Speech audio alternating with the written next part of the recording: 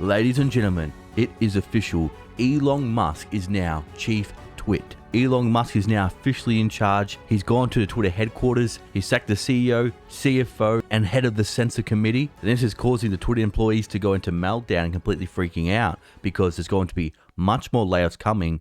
And it's also causing the global elite that have used Twitter as their mouthpiece. They're now starting to get very worried, and they're now starting to send some chilling warnings to Elon Musk to tell them, you're going to play by our rules. So everyone, unless you've been living under a rock, I'm sure you've heard about this news. But in today's video, we're going to go over some of the deeper details on will Elon Musk really be able to bring back free speech, or is he going to be forced to keep the censorship going? Well, everyone, let's not waste any time. Let's get straight into the news, the facts, and the data. Okay, so like I said, everyone, it's official. Elon Musk, now in charge of Twitter, CEO and CFO have left. You're fired.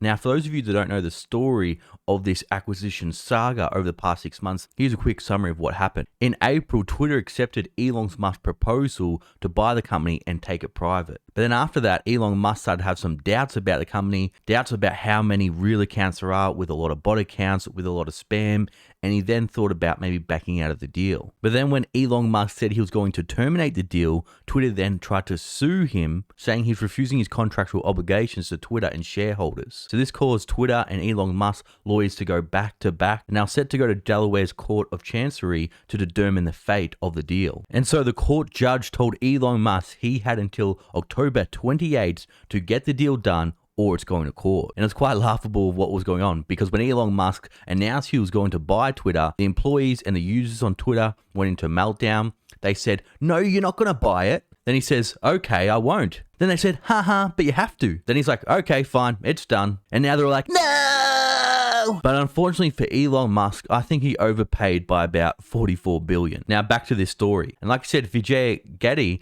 the head of legal policy, trust and safety, was also fired, the Washington Post reported. So for those of you that don't know, she was pretty much the one in charge of canceling or banning accounts. And now she's been cancelled. Oh, no. And so we can see Elon Musk tweet here, the bird is freed. I believe I can fly. And I'm sure you've all seen this clip, but let's play it one more time. Here's Elon Musk walking into Twitter headquarters with a sink saying, let that sink in. Sink's in.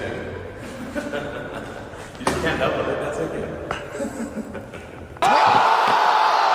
But I will give it to Elon Musk. He is a master troll, and he does have great memeology. Now, a lot of people thought with Elon Musk taking over Twitter that this just means there'll be no censorship at all, and it'll just pretty much be a free-for-all. But he's come out and reiterated to advertisers, no, we are still going to censor, just not as much. On Thursday, Musk wrote a message. He intended to reassure advertisers that social messaging services wouldn't devolve into a free-for-all hellscape where anything can be said with no consequences. The reason I acquired Twitter is because it is important for the future of civilization to have a common digital town square where a wide range of beliefs can be debated in a healthy manner without resorting to violence, Musk said in the message. There is currently great danger that social media will splinter into far right-wing and far left-wing echo chambers that generate more hate and divide our society. And I think Elon Musk perfectly summed it up there. Whenever you have differences or beliefs with someone, you always feel better after you have a good, honest conversation, have a good, honest debate, and normally after the conversation, after that debate, both parties come out with new perspectives. And he's also right here, if the country just splits in two, with only left-wing companies, only right-wing companies, only left-wing media, right-wing media, the country's just going to get more and more divided, and the risk of a civil conflict become higher and higher. Now, again, the Twitter employees are trying to get lots of sympathy. They're trying to say how bad the workplace is going to become. But look how spoiled and how entitled and how privileged these Twitter employees are. Welcome to a day in my life as a Twitter employee. So this past week went to SF for the first time at a Twitter office, badged in. Honestly, took a moment to just soak everything in. What a blessing. Also started my morning off with an iced matcha from the pitch. Then I had a meeting, so quickly scheduled one of these little pod rooms, which were so cool. They're literally noise canceling. Took my meeting, got ready for lunch. Look how delicious this food looks. Oh my goodness, I was so overwhelmed. Then made my way down to this log cabin area. I don't know what this is, but it was really cool. Played some foosball with my friends to kind of unwind a bit. Also found this really cool meditation room that I thought was super neat. I didn't do any yoga, but they have this yoga room if you are a yogi, so also thought that was really cool. Had a couple more meetings in the afternoon, had a ton of projects that we needed to knock out. Say hi to my teammates. Went to the library to kind of get some more work done. Obviously had to have our afternoon coffee, so made some espresso. And then before leaving for the day, had some red wine that's on tap. Went up to the rooftop and just honestly enjoyed the beautiful weather. So awesome. You're fired. Wow, everyone, did you see that workplace? That is absolutely crazy. Free coffee, all you can eat buffet lunch, meditation rooms, game rooms, wine on tap, and then watch the sunset at the end of the day. Now, companies rewarding employees for working hard is a good thing, and having some benefits at the workplace can be a good thing as well. As long as the employees aren't abusing it, and as long as they're still working efficiently, I think there's no issues with that. But unfortunately, what's going to be the harsh reality is a lot of these tech companies, they're losing billions and billions of dollars of revenue. Advertisers are pulling out as the economy is getting weaker and weaker, as it's looking more and more likely that we will be entering in a recession. And so what these companies are going to have to do is they're going to have to do a lot of cuts. And the first thing they're going to have to cut is a lot of these privileges. It's just what the company has to do to survive, not because they're evil. But okay, what you came here for. The global elites are now panicking. The global politicians are panicking. The politicians that use Twitter as their mouthpiece and use Twitter to censor and ban their opponents, they're now in full-blown panic. They're telling Elon Musk, even though the bird is free, the bird is going to have to fly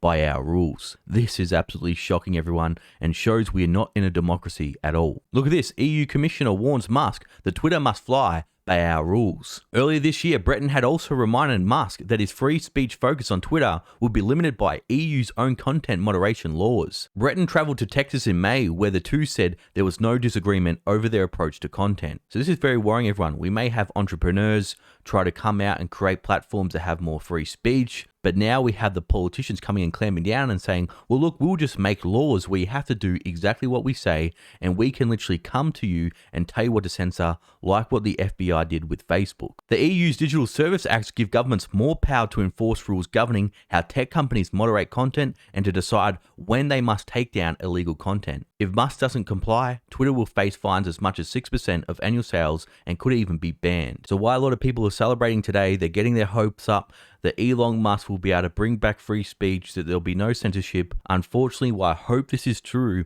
I think this may not be the case. And people thinking, okay, well, this is Europe, it won't happen here, right? Well, look at this. The US government considered a national security review of Elon Musk's $44 billion Twitter acquisition. Reports say if it happens, Biden could ultimately kill the deal. This is absolutely crazy, everyone, and this is what you call fascism. Governments working hand in hand with corporations to do their bidding. Because what's always the excuse? Well, we're a private company. We can do what we want. And that's how these private corporations are overturning people's constitutional rights to free speech. But if these private companies are working hand in hand with the government, they're not really a private entity, are they? They're kind of a merger between public and private. And this is exactly the model what's happening in China right now. And while we must be very, very alarmed and not let this continue, otherwise you'll have like what's happened in China. Every single major corporation, there's people in the CCP stationed in these corporations to make sure they're towing the government line. And I'm very, very worried that this could start to happen in the US, European, Australian major corporations. Because look at this, the propaganda is coming out now. Elon Musk could become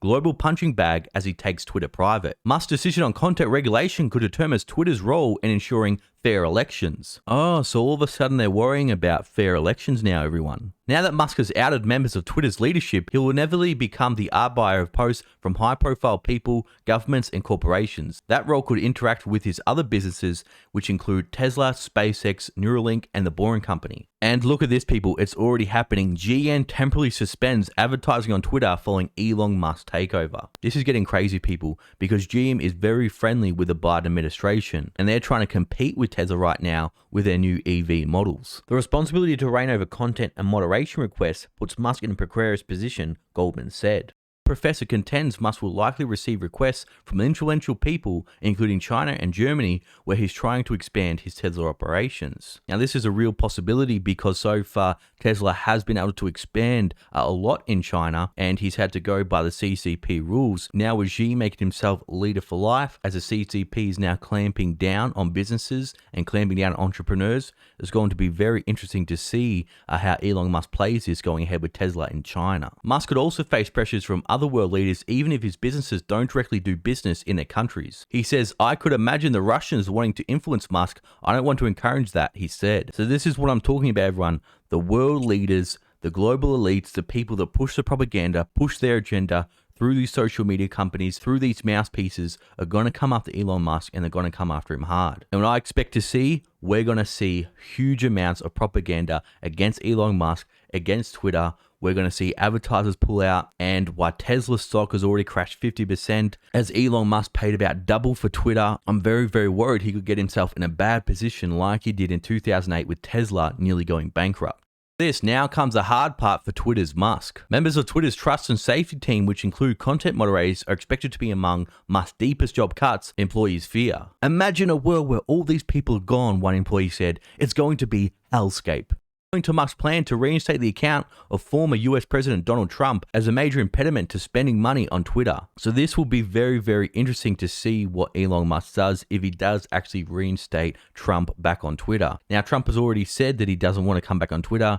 His own social media platform now, Truth Social. He's got a lot of investors in Truth Social. Obviously, it's a SPAC right now, but he wants to pump the valuation of this stock. So if he leaves Truth Social and goes back on Twitter, why, yes, it may help out with his campaign. It also may affect Truth Social's valuation. Welcoming back Trump could alienate moderate and liberal-leaning users, and as a result, push away major household brands who aim to market products and appeal to people across the political spectrum. So he's saying their advertisers want to appeal to a broad political spectrum. It sounds more like what he's saying here is they don't want to advertise to so-called far-right people on the political spectrum. So everyone, what this means, why I think this is a great win for free speech, for freedom lovers, why I think we will see less censorship, less accounts getting banned, hopefully no bans for life. It may not turn out to be as good as we hoped, and Elon Musk may be forced by the global elites to keep on going by their agendas, or face advertisers pulling out for the company, or politicians banning the platform in their countries altogether. But everyone, what do you think about this? Let me know down below. Now, for all my loyal viewers and subscribers still watching, you're awesome. Thanks for watching. I'll see you all in the next video.